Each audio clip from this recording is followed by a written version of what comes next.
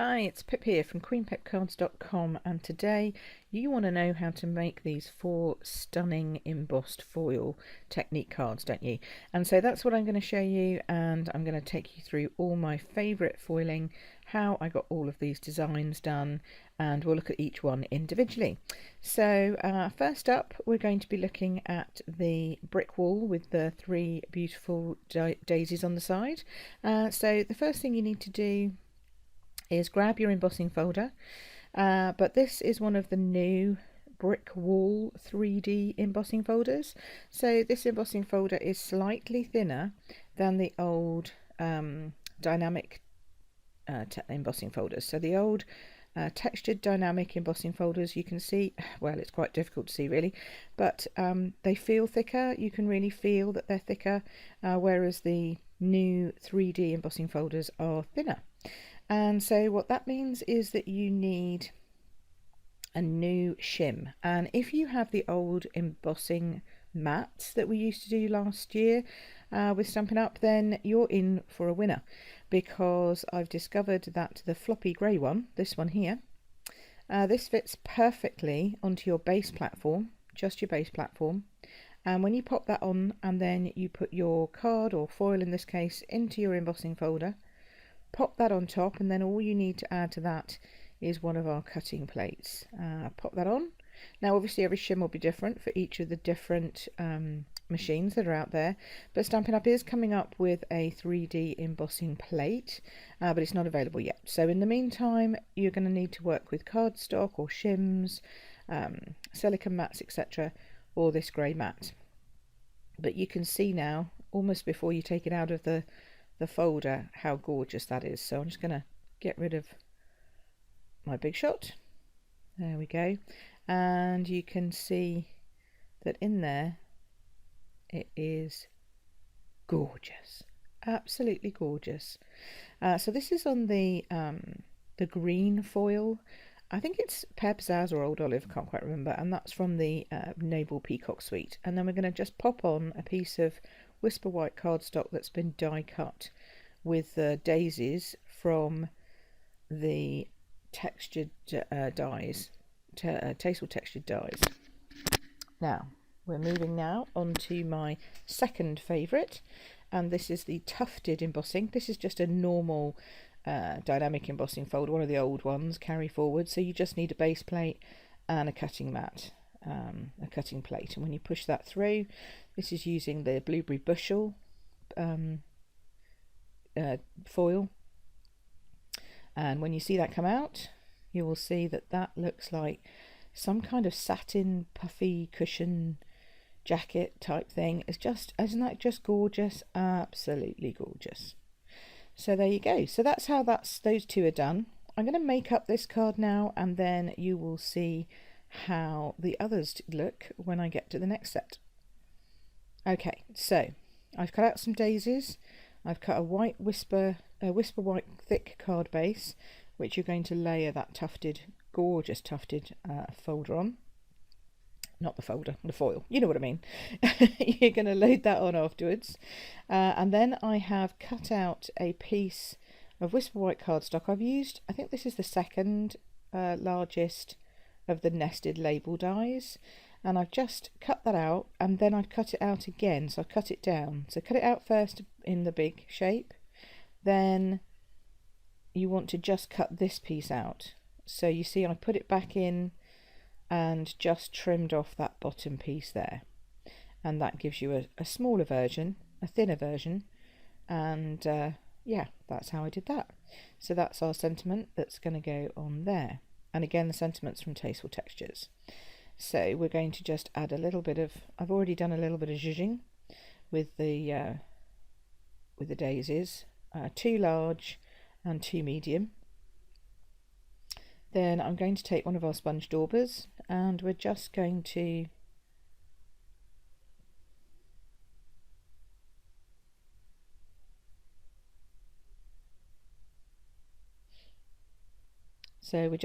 daub the edge, the centre of the small medium daisies, just to give it a little bit of colour. Otherwise it's very white on white on white on blue. So just a quick daub, that's all it needs, and that's in Daffodil Delight. Oh no, I've decided it needs a bit more. Let's just go back in there a bit, because sometimes it does show through even when they're linked together.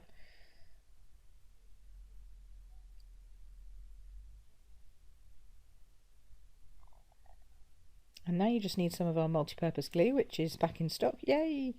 And we're just going to attach the daisies together. It doesn't really matter which way round you go, as long as you have a nice sort of offset look to the daisy. So as it goes in, you get the bit of a lift from the different... I put some up, and so I put some of the petals, curl them up, some of them I curl down. And then we're just going to pop the smaller one in. And this card is completely inspired by Celine Kempton in the US, one of my lovely friends over there. And she did a card that was similar to this, so I thought, oh, I'll do my own take on that. There we go. So there's the daisy, ready to go. We just need, I think, something in the centre. So we're going to use one of these perennial floral essence centres. Come in a pot. I'm just going to put one of those on.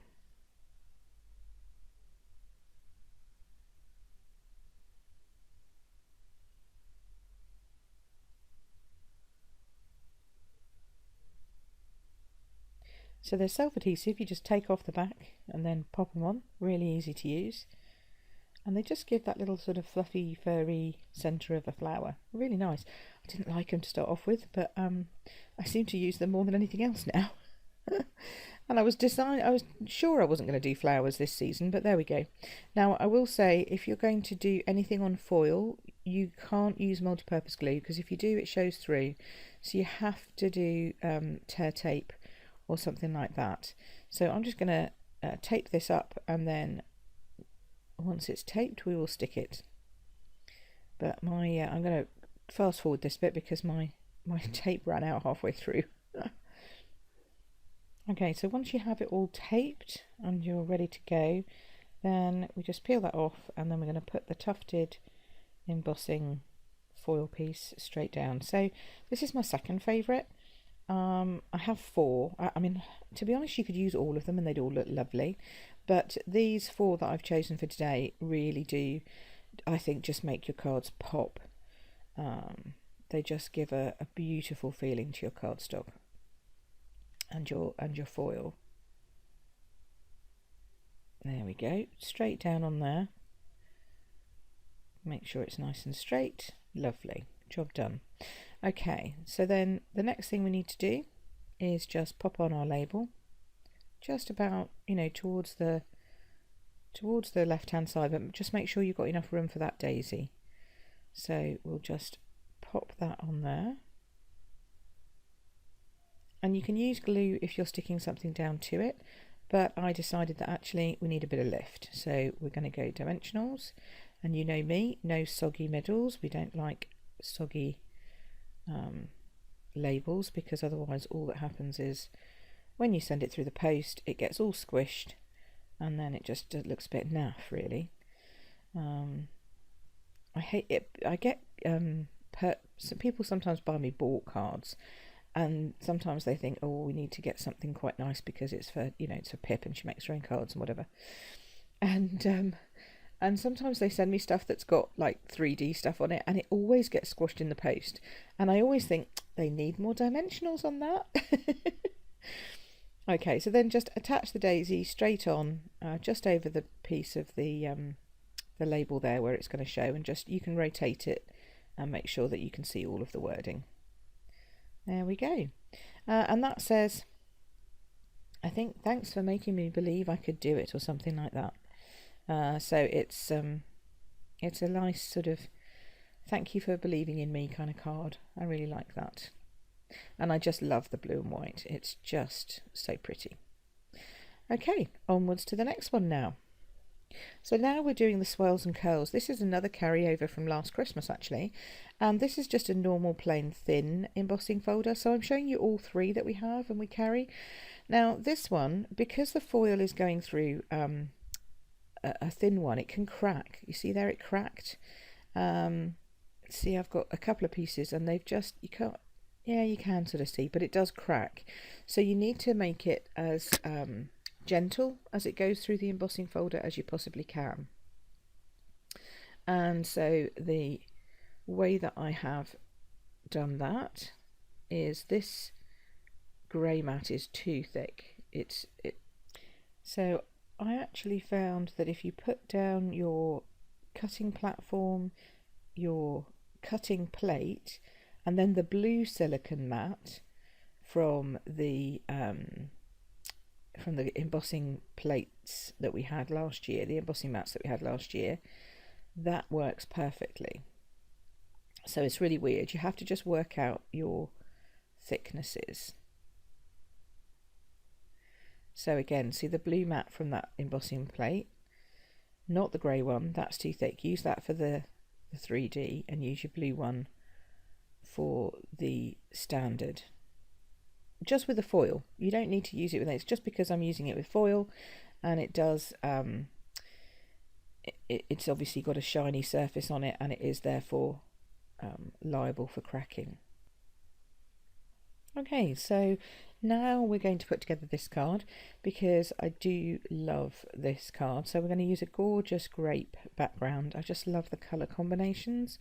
This blue is like a Bermuda Bay teal, gorgeous colour. And so I'm putting that on a gorgeous grape card base. Then a Whisper White layer, so that's going to be 14.4 by 10. And then this foil piece is 13.9 by 9.5. And I mean, just like that, it looks gorgeous, doesn't it? But we're going to add a few more bits to that. So here's my gorgeous grape striped, mini striped ribbon, which I think just adds a bit of bling. Then we're going to add the Noble Peacock rhinestones. These are new for this catalogue this year, and they are so pretty. If I can get the packaging open, so pretty. There's lots of different actually it's really difficult to see, but I'm going to put them on the little dots that are on the swirls, in between the little swirls there, but they range from purples to blues to greens to pinks, and the colours that I'm using are Pear Pizzazz, Bermuda Bay and Gorgeous Grape, because they just work perfectly. So I've grabbed myself a little sentiment here. It just says happy birthday. This is from the Perennial Birthday stamp set, and it is just my go-to stamp set for anything to do with birthdays. So we're going to just stamp the happy birthday. It doesn't matter whether it's straight because I'm going to punch it out, and I'm going to punch it out using my the new Timeless label punch. So pop that in, and you want to leave it so it's got enough space to do the flower, but it just upset me being off center, so I had to put it just a little bit more towards the bottom but make it straight. That's just my OCD sticking in for you there. Okay, sometimes I can cope with off center, sometimes it just doesn't look right. So using your Bermuda Bay, we're going to stamp a little one of the rosette flowers that's also in the Perennial Birthday kit. And Swirls and Curls originally was for Christmas, but it doesn't have to be. Then we're going to put Pear Pizzazz flowers on there. Pear Pizzazz leaves on there. Let's get it right, Pip. And at this point I realise actually we're going to need to cut some out because it does go over the edge and it looks a bit naff. So I thought, no, let's stamp off a couple of leaves and a flower again, and then we'll cut those out by hand and layer them up, and it'll look much better. I'm now going to use my the new Take Your Pick tool. It's not a pokey tool, and I just laid my sentiment piece down so I could see roughly where it was going to sit on the card, and then I used my Take Your Pick to just randomly select some of these gorgeous rhinestones of various colours. I used all the small ones, but I just wanted to have some different colours going on because the blue, that turquoisey blue, is quite dominant, but I thought it would be nice if we just picked out a few of the other colours. So I've got some almost lemon lime twist going on there, and there was a random lemon lime twist that appeared in the middle of my pink row for some reason, and then my purples, my blues, just, you know, popping them all over where I could find a space. I mean, you could go mad, but I didn't want to go crazy. So I just put on, I don't know, 5 or 6, something like that, maybe 7. I wanted to try, I was desperately trying to work out where that last one should go to make it random. Okay, so now I've done that. Now the next thing I'm going to do is we're going to cut this out. It doesn't take long because it's the best flower to cut out. You literally just follow the curves, and then there's a little kink, and then you just follow the curves again, and then there's another kink in a second. I'm just going to come up to that now. I'm just going to kink that in. There we go. And it's so easy because you're just going round. You haven't got to do like lots of petals or anything like that. There you go. Flower done. It's going to go on there like that. And then just cut out the leaves. These are a little bit more fiddly, but they're not massively fiddly. And I think a little bit of fussy cutting sometimes is good. It's quite relaxing for a start, but also it just means that we can have some leaves that go outside the frame of the actual sentiment, and that gives interest to the eye, adds dimension to the card, etc. Okay, so I've just speeded this up because you don't need to see me cutting that all out that much. So we're going to pop this onto our sentiment, bit of glue, stick it on the bottom. Because I stamped it first, I now know where I'm putting it, so you can just make sure that that sits on the same place. And then we're going to attach the rose just with the Stampin' Dimensional, and we're not going to bother with the other side of the leaves. We're just going to pop this on as it is, because I think that's enough. So just add some tear tape to the back of your foiled piece, and then pop that down onto your Whisper White mat. Get that straight, and then once that's on, we're going to attach our mini grey grain ribbon, and I've just grabbed my trusty fast fuse, which I still love, and we're going to add the ribbon here. There we go, round the back, round the front, make sure it's straight, and then just chop that piece off. There we go. Then add that to the front of the card with some multi-purpose glue. And now of course you're not going onto foil, so the multi-purpose glue is fine. You can whack on as much as we want, and make sure your card's the right way up. Then we're going to put that down, and we have our front of our card done. I mean, it's really quick. These cards are really quick.